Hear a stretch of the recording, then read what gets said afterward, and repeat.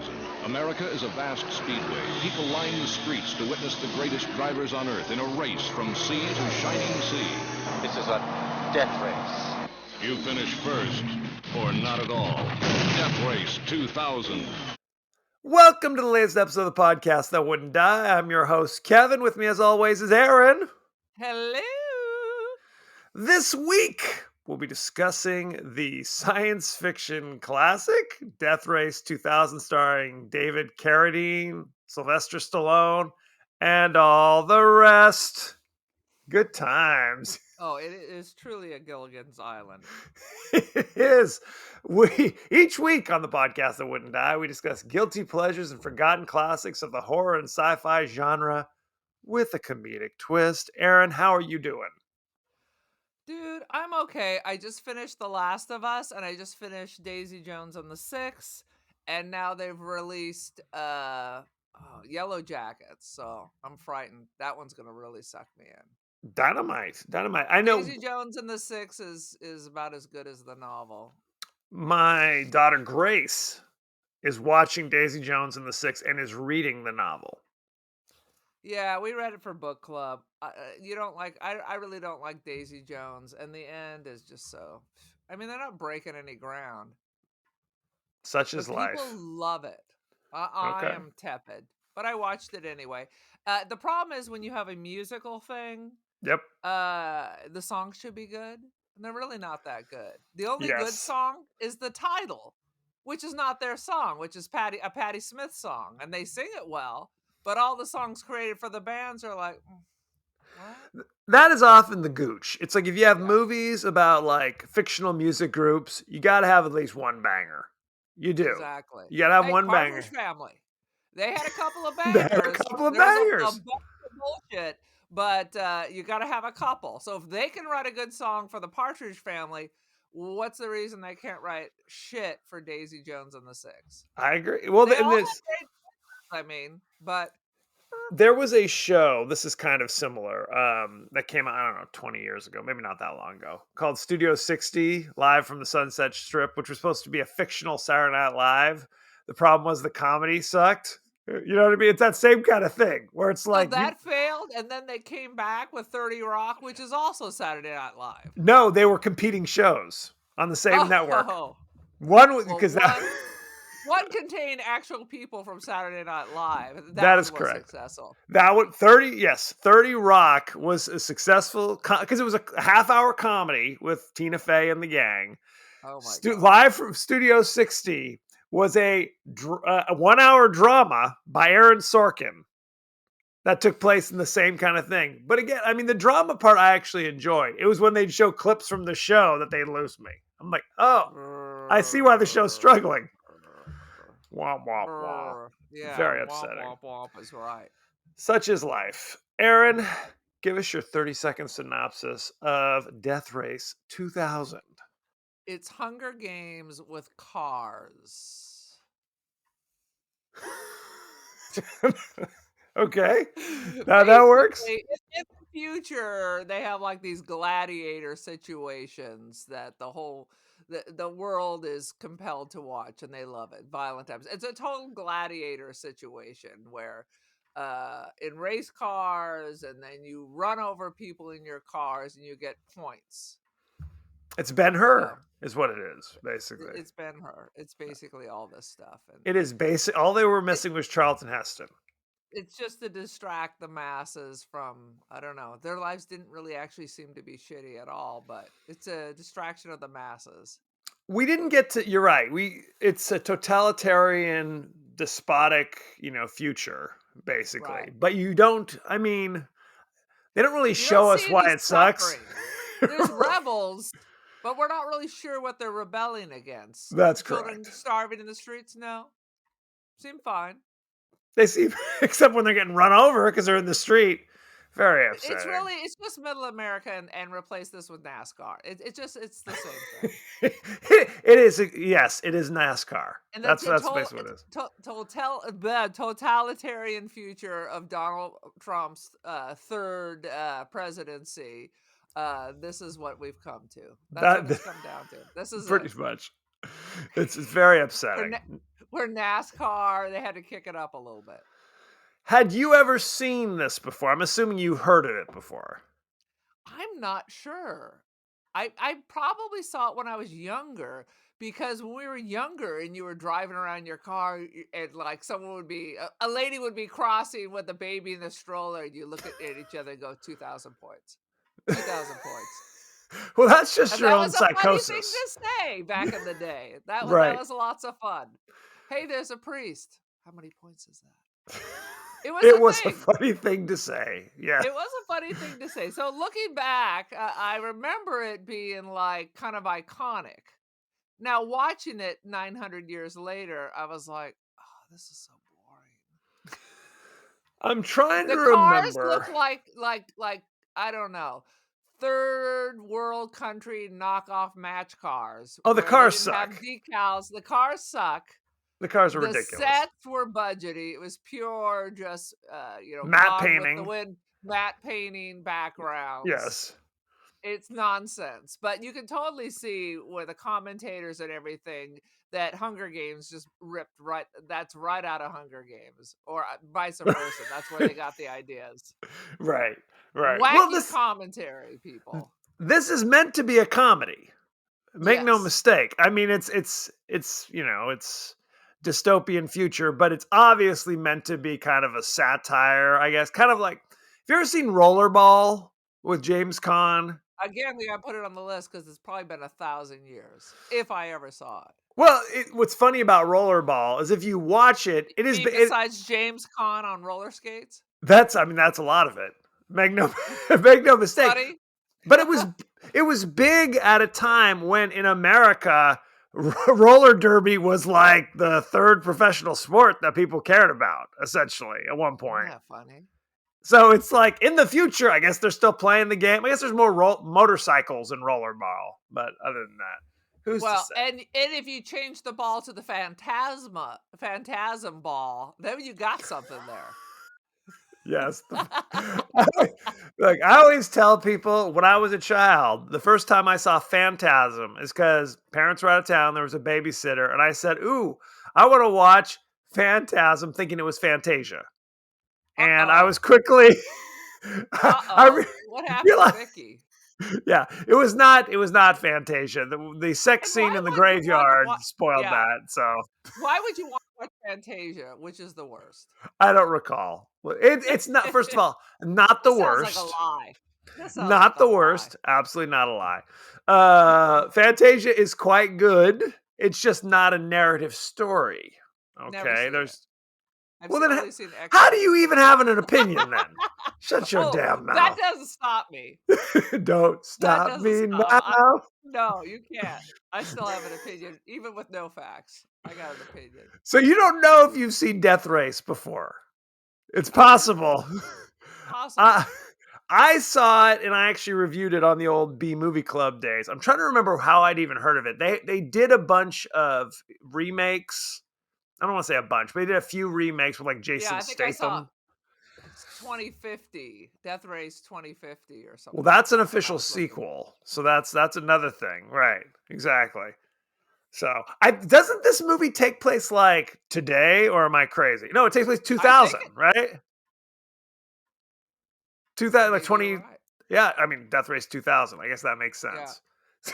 Maybe it happened, but we just were busy and didn't notice. We just didn't notice. It's a sad situation. Part of the, remember, Fear Factor was a big thing then, so maybe it was on. It was part of that. It was just another channel. It was a different channel. Spike TV. It was, Joe Rogan hosted. Yo, you know he hosted it. There's no doubt in my mind. Absolutely. Why don't we jump right in? Fear is not a factor for you. Fear Factor was a lot. It was a lot of bungee jumping and then eating gross food. So those are your choices. Hey, I gotta stop you because the more I think about my Trump story, the more I think it's true.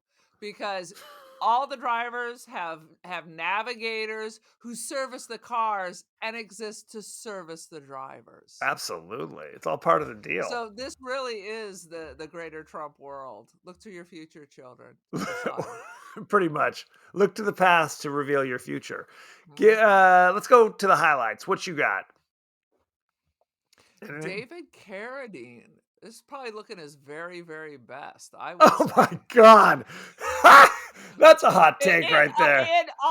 Well, everybody always had a secret love for David Carradine when he was on That's Tom absolutely Cruise. not true. I don't know where you're getting this nonsense. Go From ahead. our mother, for one, had a secret feeling. And then here he is, young. He's fairly buff. He doesn't have long, stringy hair like Kill Bill and all This is that. all a lie. He is skinny as a rail in this movie. When he Skinny as wears a rail, costume, yep, and he's he wearing looks nuts. spandex. But yeah, he is at his apex of his sexual attractiveness. Christopher Walken, his apex was the Dead Zone. He was a monster before, he was a monster after, but there was this brief and shining moment of pure sexuality. So that's my highlight right there. I'm speechless. I don't know what to say. Ladies and gentlemen of the jury, please respond to Aaron's nonsense that in Death Race 2000, I had to say, when they pull, because he's wearing this black mask the entire time, and he's supposed to be like horribly disfigured. When He's she pulls off, Frankenstein. they call him Frankenstein because he's supposed to be a horrible freak. They pull off his mask, and to me, freak revealed.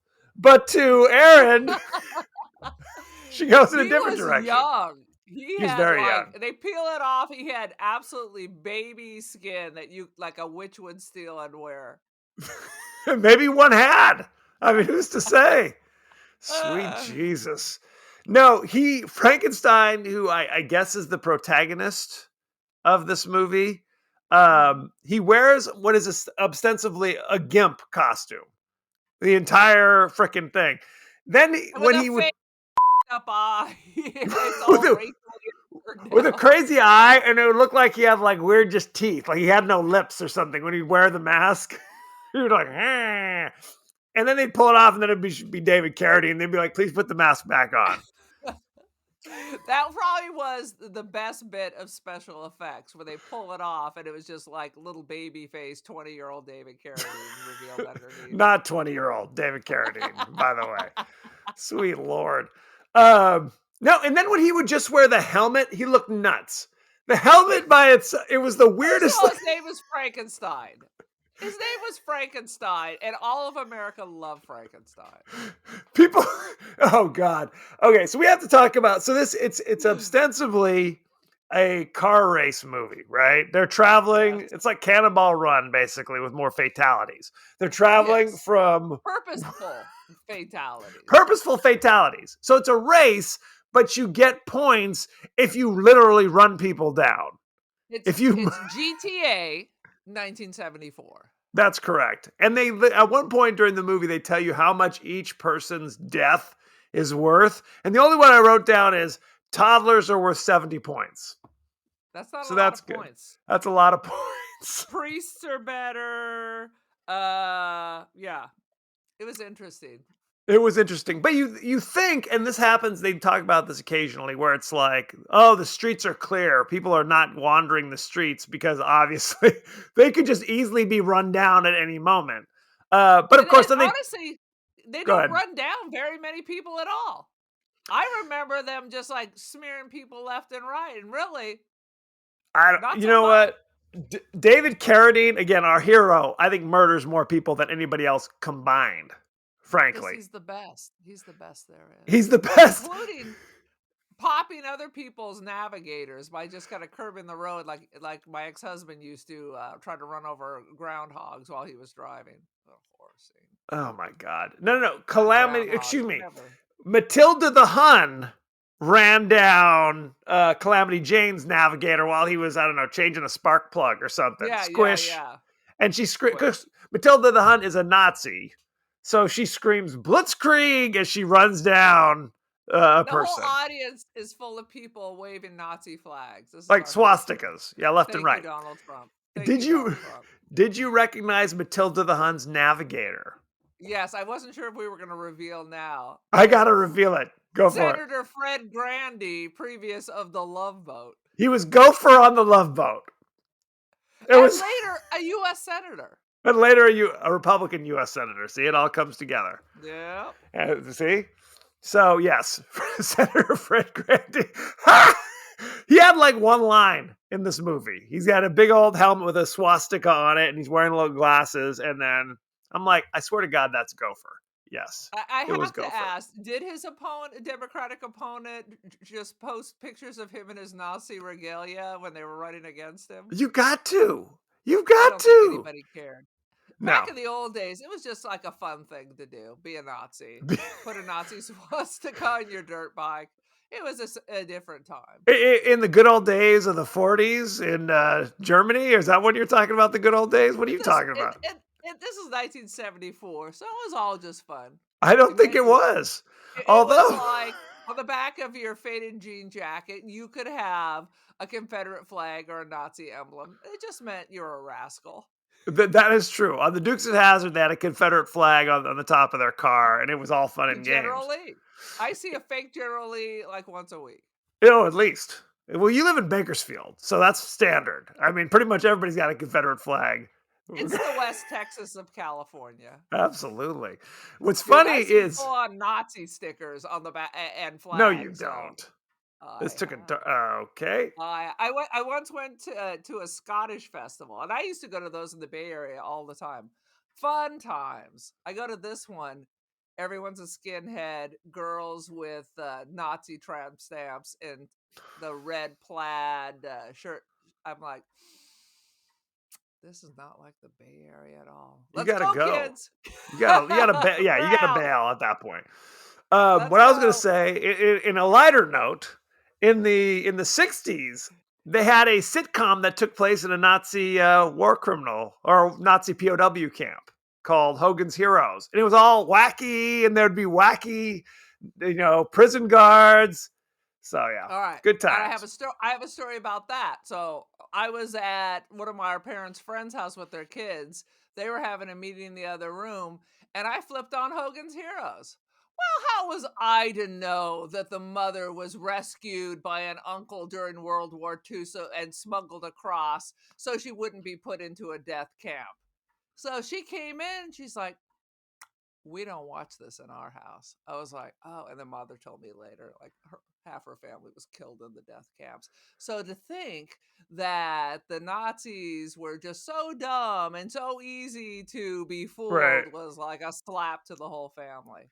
It is ridiculous that less than 20 years after the Holocaust, they had a sitcom, a network sitcom, not on the dark web, but on a network sitcom that took place in a Nazi POW camp, and it's wacky hijinks. And the commander and the sergeant Schultz and Colonel Flink. Guys. Yes. Yeah. They wanted you to think they were Nazis, but not real Nazis. It was the bad Nazis would come to visit and threaten our good Nazi friends. Well, and they were played by German actors from Germany who probably served in the Luftwaffe for all we know. I mean, who knows? Anyway, we're getting off on bizarre tangents. Christoph Waltz. I always think it's odd when you hire the real Germans to portray these roles. I always think, I'm like, do you feel awkward about this? It must be, but let's be honest. These are people who were probably not even alive during Christoph Waltz. Christoph Waltz was not born in Nazi Germany. Hogan's Heroes, Bernie Kopel, I think he was around and kicking. Absolutely, Bernie. Was he the guy?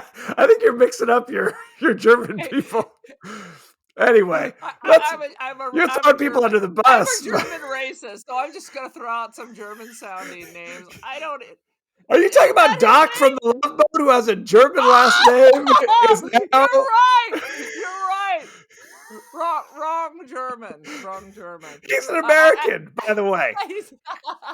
If you're listening, Aaron's views are not represented by the show at large, ladies and gentlemen. Sweet Lord. We're defending Germans. Well, a lot of times, a lot of these actors that were here during the war and everything were Jewish. Yeah, of course. They may be German, but they were Jewish. Right. So they're okay with giving it the finger, I'm pretty sure. Anyway, let's get back to... You can deep dive Bob Crane, so that's a whole other kettle of fish. The whole podcast, the Bob Crane podcast. But I used to think it was hijinks. I loved how they had like all these little secret places in the POW camp. And you're Well, right. now we're going to This talk was about like this for 20 the minutes. war. The war was what, 30 years before? Well, the So reason for sure. was there was a popular movie called The Great Escape with Steve Right. McQueen, James Garner, et cetera, where they are actively escaping from a Nazi POW camp, where it's not hijinks and fun. It's, Right. no, it's an action movie. It's not, it's not Schindler's List, but I mean, still, they're trying to, they portray the Nazis as obviously, villains. So they took that and turned it into a half-hour network sitcom. Anyway, Mhm. good Lord. Death Race 2000. I don't even remember what we were talking about. What's our It, movie? it could This be often anything. happens when we don't have that much to talk about. That is true. I mean, let's talk about the cars. We spoke about this briefly. They are all driving these crazy race cars, but I swear to God, they look like go-karts at the carnival, is what they look like to Go-karts at the me. carnival with spikes and just shitty spray paint. Like you gave a high school kid a couple cans of spray paint and says, "Hey, make these look badass." They totally look like Dollar Tree Matchbox cars. Like they They couldn't do. afford the water slip-on stickers to put on there. No, it's ridiculous. So you got Frankenstein, who again is the mysterious, but I guess he's the protagonist. But you've also got Sylvester Stallone, which is shocking. But this is before Rocky. He Before looks like Rocky, Mean he was in this. Streets. He's got his like hat on. I think he wore that exact same outfit in later movies. Absolutely did. Absolutely. So he's playing Machine Gun. What is his name? Machine Gun Joe or something like where he plays like so he's kind of a Hey, gangsterous character, right? yeah. Is what we're supposed to think. And then who else? There is, like we said, Calamity Jane, played by Mary Roranov, whose Oh, name I half always the mess cast. up. Yeah, half the cast of Rock and Roll High School is in this production. Edie Raoul, Yeah. absolutely. And then Matilda the Hun is the Nazi. And then there was Nero the hero, who's kind of dressed like a Roman gladiator or something. Did you recognize that actor? I did, but I couldn't remember where I saw him from. What was He he was in? he was the bad karate instructor in Karate Kid. Yes! So there you That's go. right. We're going to That's talk right. about. So it's an all-star You were in cast, that is what we're part. saying. How come So they didn't bring him back for Cobra Kai? Is he dead? he is back on Cobra Kai. That was kind See, of I haven't watched that. spoiler alert. Good grief. Spoiler alert. If you haven't, that's like I'm going to tell you what happens at the end of Star Wars. You haven't watched it now. Tough shit. Well, and I was telling my wife this. It's like if you haven't watched the first season of Cobra Kai, you really should watch it. It is a lot of fun. It really is. I Because didn't it like is. Karate Kid. Well, okay. Well, then I guess turn the channel and No, watch something. every high schooler, Miss Cobra Kai. Why you don't watch Cobra Kai? And I'm like, because I'm an adult. First of all, how dare you? Second of all, how dare you? No, it's fun. There are definitely later seasons that were a little more dodgy, let's say, but overall, Well, I it's like think True it's Blood. It always starts off yes. strong, and then they run out of things to write about. But they're making so much money, they just stretch. The British always end it too soon. The Americans always let it run too long. They squeeze every ounce out of Yeah. that sponge. It's Till very sad. there's like 4 viewers left. They're just squeezing the blood from the stone. Yes, absolutely. So during the race, I noticed this. They all take different routes, and I kept thinking, why would they do that? Right? What would and it seemed like they diverge by like 100 miles in different directions. It's like, aren't you all going to the same place? Why wouldn't you all follow the shortest route? But who am I to say? I'm not one of the And navigators, it's I guess. 12-hour shifts, and yet mysteriously, after 12 hours, they all arrive about the same time. Right. Like the actual race part is not that important, is what we're supposed to think. Because there's extended scenes where it's just them running over people. Like, here's a person doing road work. Maybe today's not the day for road work. When you know there are murderous cars flying down the road, running people down. There was a scene where I don't know what it was. Like 3 dudes standing in the street playing chicken or something. They were just like 50s greasers with the hat and everything like that. Do you remember this scene? And then two of them jump into an open manhole, and the last guy tries to jump in, but his buddies close the door on him, so he gets run over.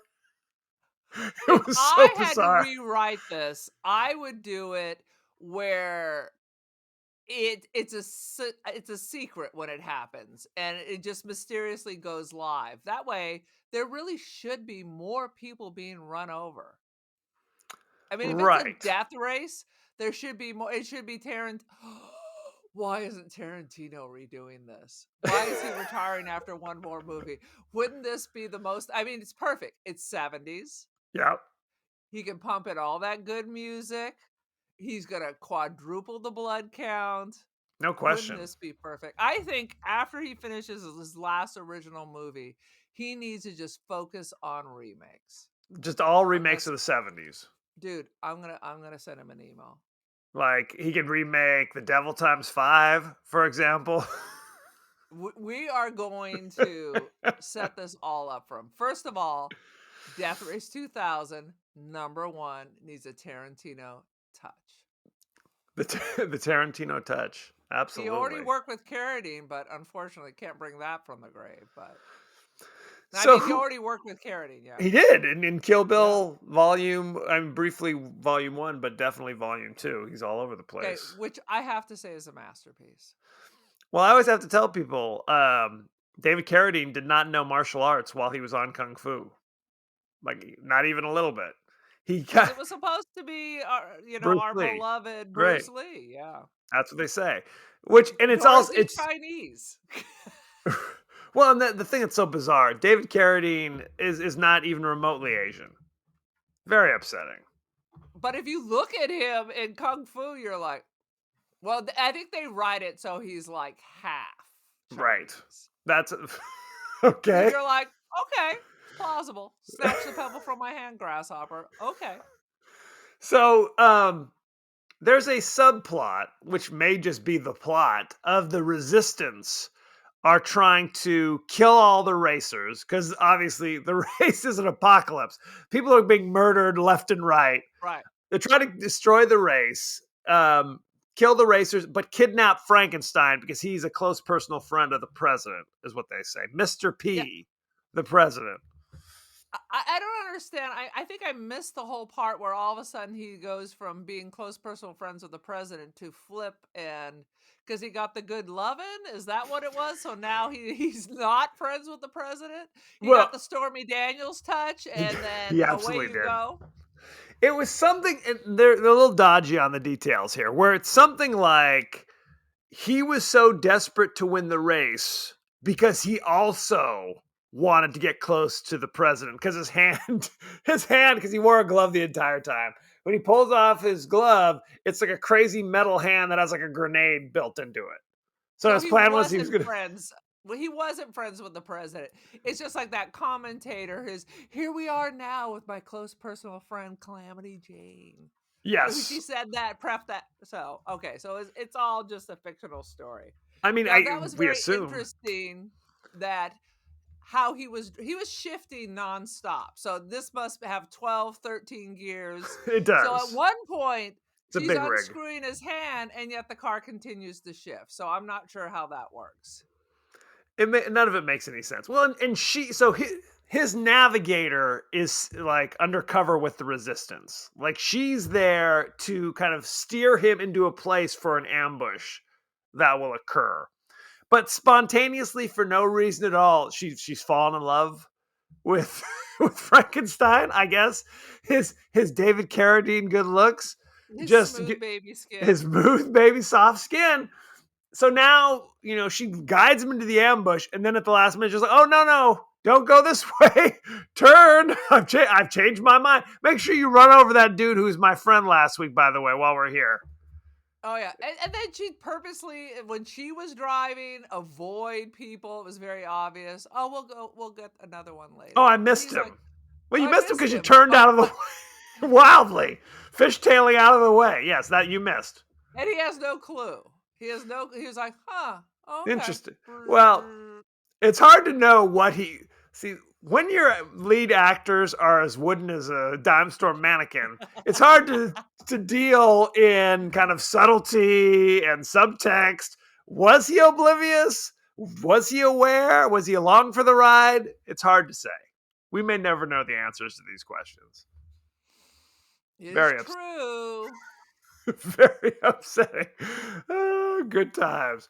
Like I said, although Stallone does kill quite a few people, including some dude he asks for directions, he runs him down. His own pit crew, he backs over them just to pick up a few easy points.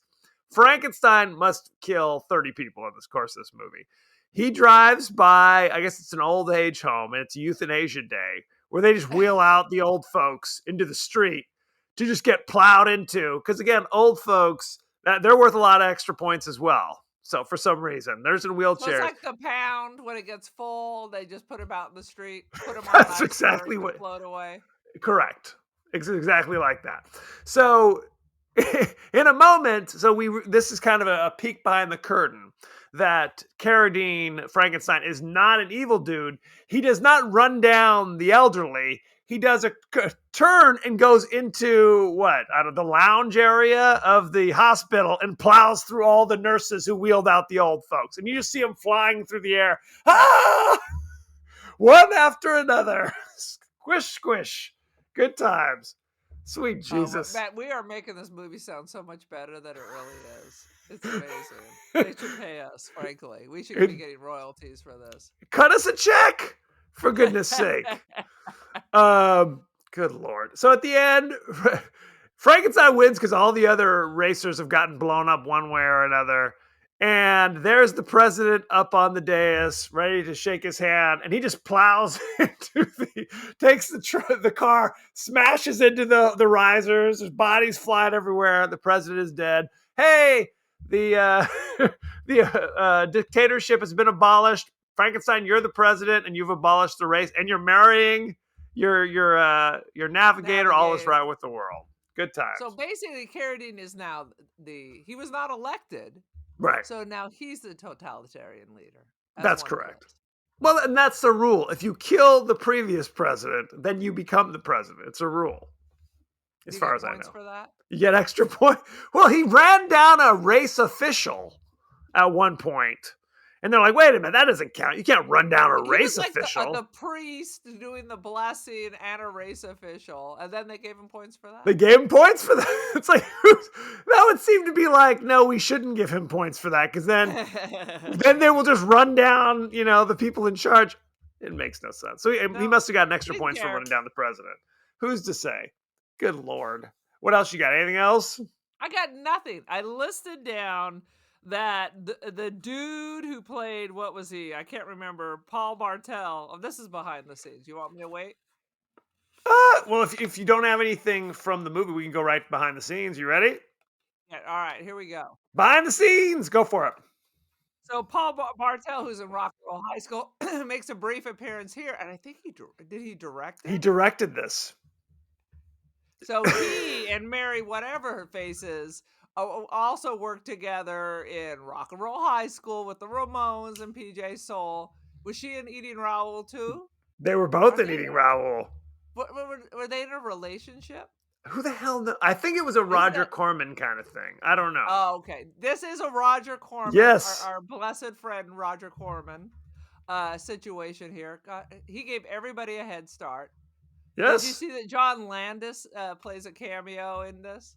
I did not notice. Who was he in this movie? He's like some mechanic. So he's just somebody in the background. Yeah. Well, I mean, this is neither here nor there, but Roger Corman gave like Francis Ford Coppola his start and Martin Scorsese. Like all these top directors started with Roger Corman's and his crazy Humanoids from the Deep and shit. Well, it was a chance for people to work, get paid, and it was like an internship. You learned how Right. to work with a budget. You learned how to do all the stuff with little interference. And it was tight budgets. Right. So it was really like an As you could tell from the internship. quality, it was a tight budget.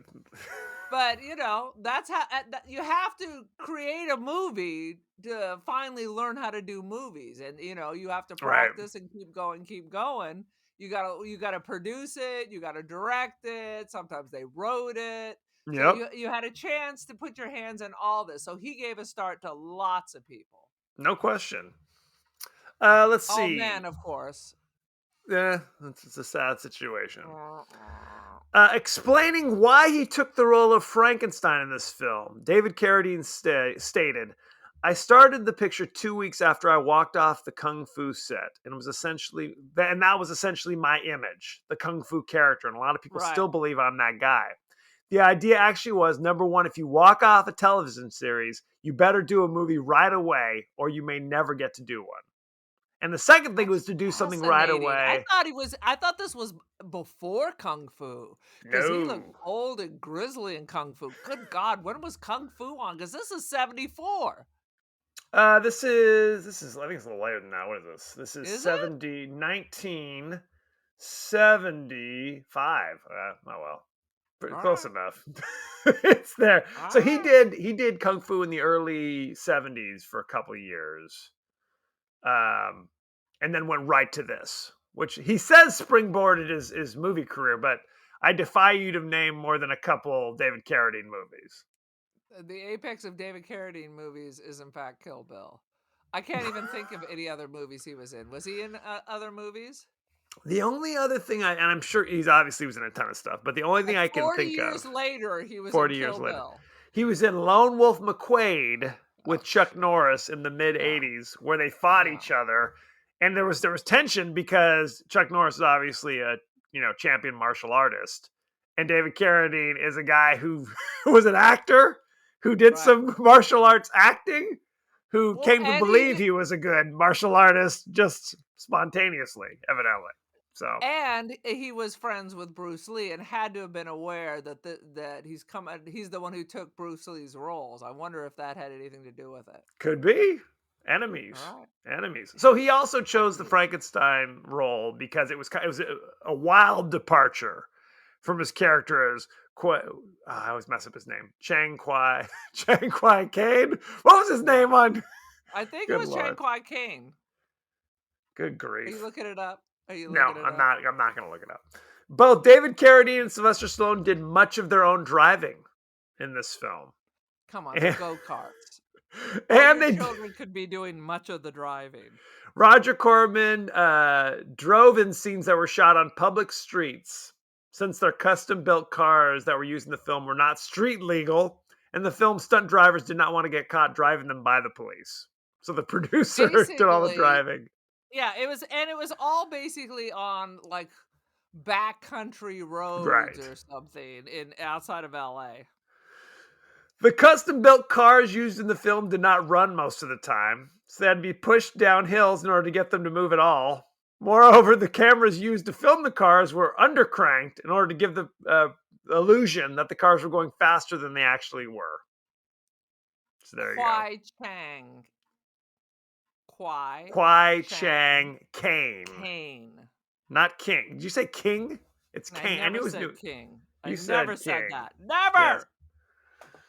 It Um, won a bunch of awards. Primetime Emmy, Outstanding Directorial Achievement in Drama.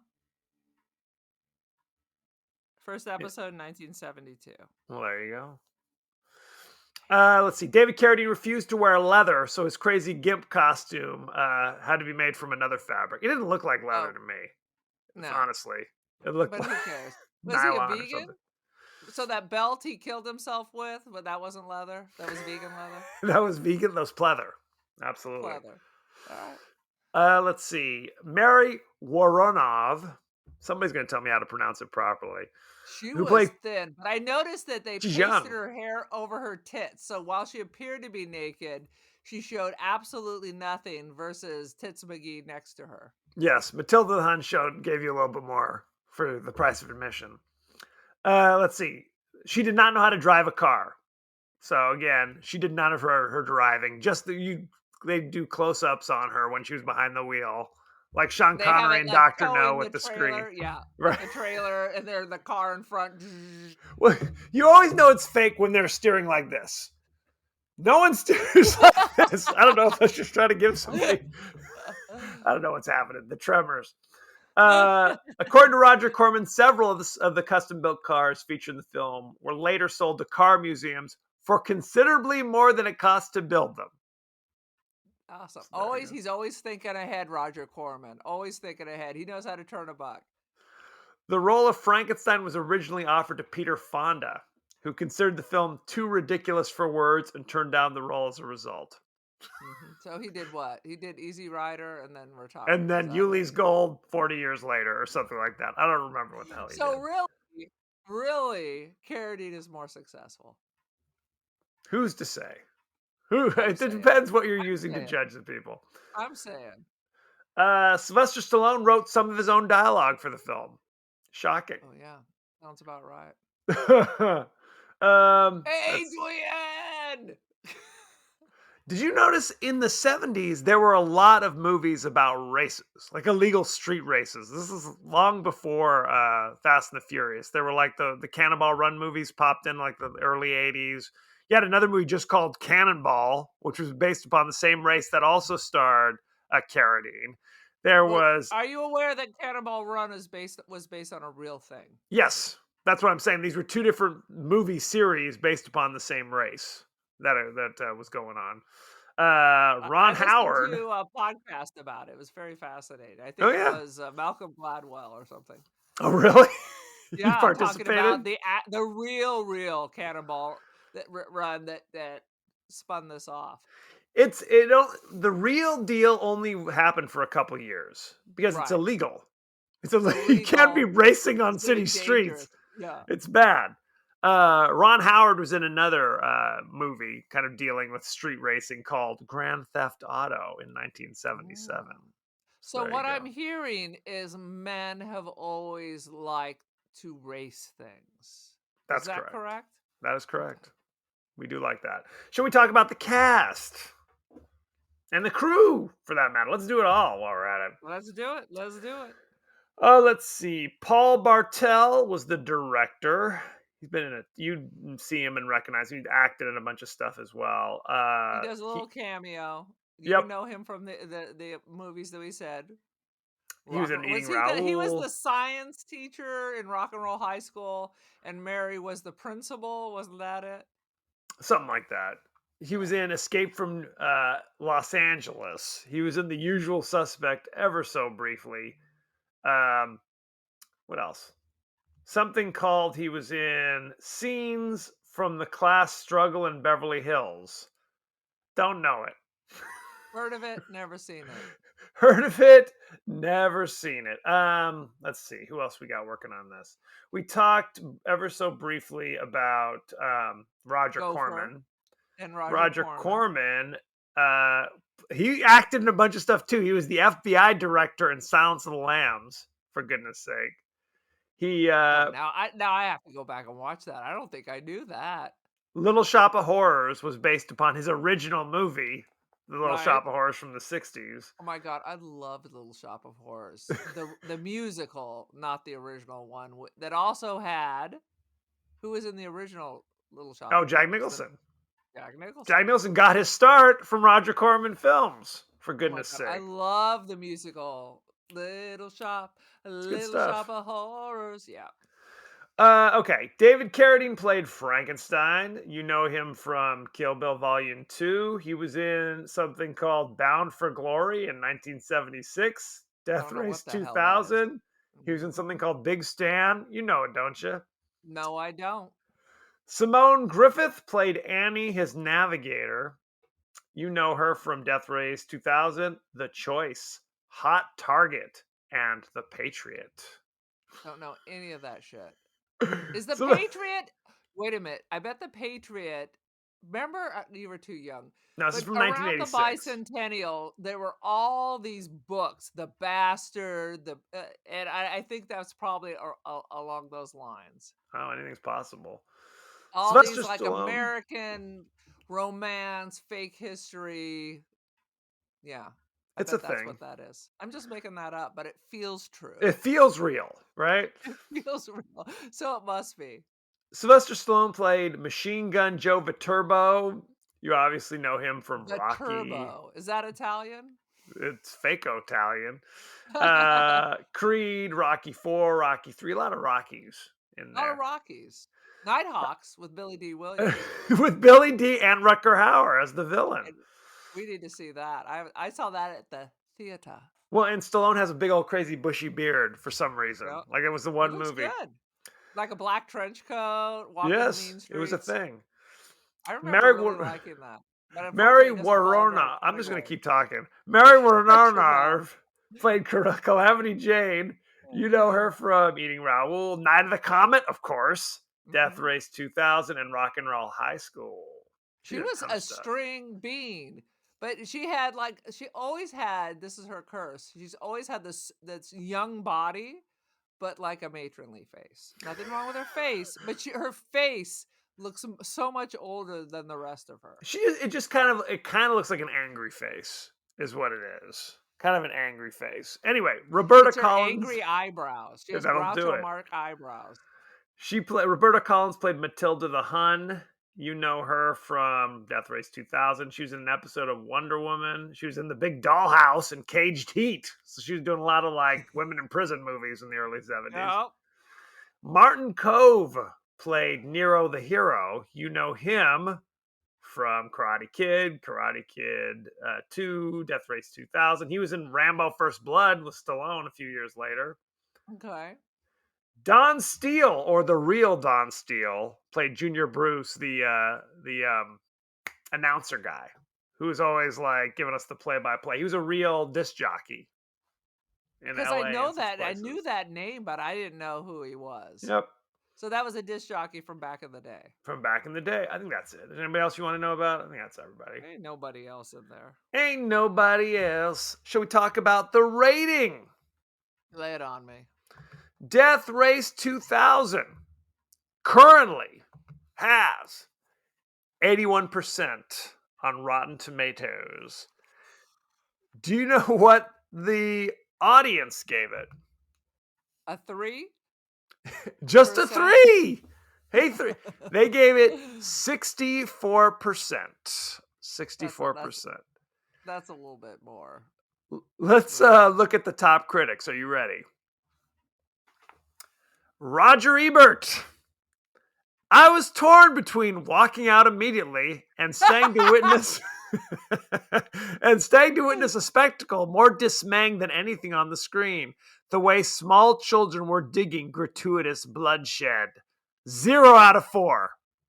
Boom. Very upsetting. I think that's all we need to say. I don't need any other top critics. I figure we're in Vietnam and people love the war. People love the war.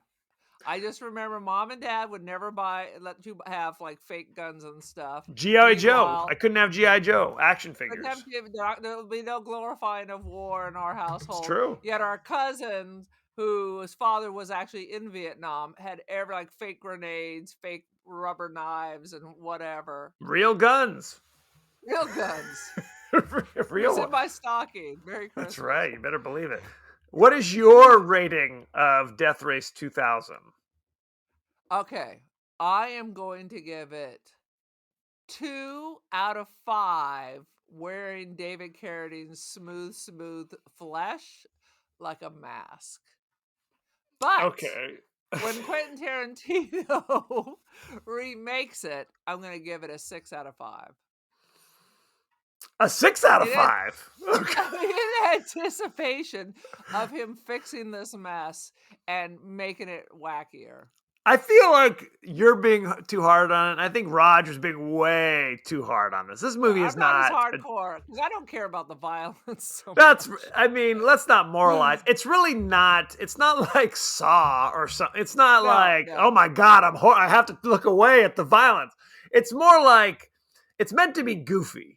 In my mind, the violence is meant to be like so ridiculous that you don't see children getting run over or anything like that. I mean, I think he's more disturbed. I think his rating was probably at the time.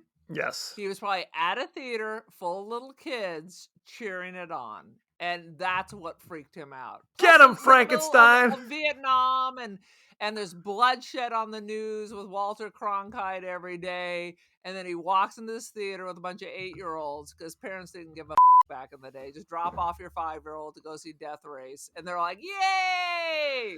Okay, this review was written 5 years ago, by the way. So It was not written 5 years. it absolutely was. Be a reissue. He's been dead longer than 5 years. Anyway, I'm gonna give it. I was bored. You were that's bored. why I got 2.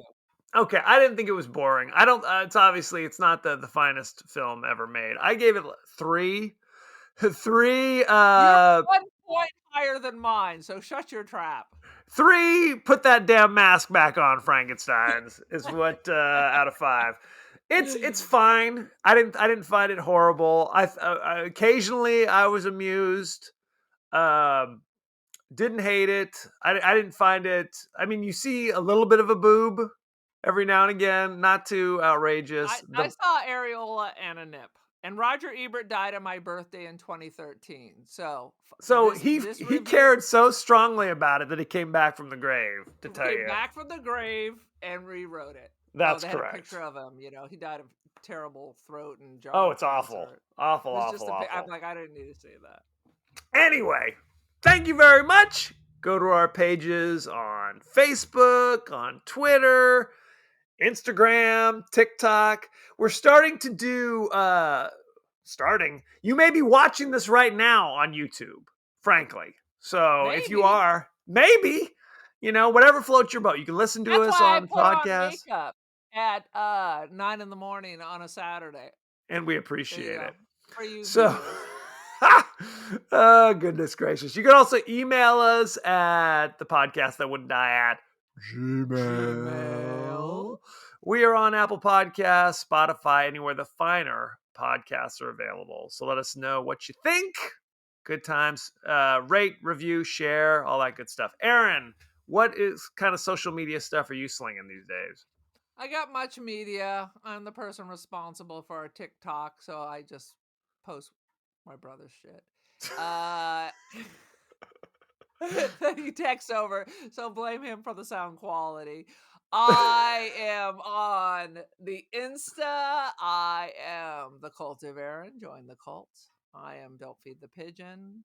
In the upcoming months, I'm going to have some things at the Bakersfield Museum of Art. Come buy my stuff. It's expensive, but it's worthwhile. I am on... Oh my God, where am I? I am on Artsy and First Dibs, Aaron Doherty. Check it out. I'm going to Europe. I need some money, so just send money if you want. Just a bag of cash. I'm gonna have a Patreon account just so you can fund my photography and travel. Well, typically you have to give something back when you have a Patreon. It can't just be give me money for no reason. Well, that's what my GoFundMe for. Right. So you'll feel good about me being comfortable and being able to travel in a nicer style than normally I would spend on myself. But you can feel good about the gift you're sending me because it's really about giving, isn't it? Absolutely. So one more thing I wanted to say. We have been doing WTF videos on... That's what I meant. all of our things on Twitter, on Facebook, TikTok, and Instagram, where we pick one scene from each movie that has us go WTF. So check it out. I'm having fun doing it. I hope you're having fun watching it. So there you go. Next week, we'll be discussing the horror classic Final Destination. starring Tony Todd's in this ever so briefly, Devon Sawa, other, I don't know, Sean And William the Scott, immortal music of John Denver. John Denver. John Denver's music equals death in this movie. Spoiler alert. And You this can movie, I saw this in the theater and I haven't seen it since, but this movie was bang. It was bang back in the day. I haven't seen it in at least 15 years. So you can watch it if you have an HBO Max or HBO account for free, although it's not I have free. that, Kevin. So you're welcome, ladies and gentlemen. So good times. It might be on other things. Take Oh, a we don't minute, care. search it out. You might have to pay Just if you don't have HBO. HBO Max. So You need HBO. You don't need Showtime, but you do need HBO. I agree. It's standard. So send us your favorite scenes, favorite quotes, comments, and questions, and we may talk about it on the show. Good times had by all. So thank you very much, and be well. Bye, people.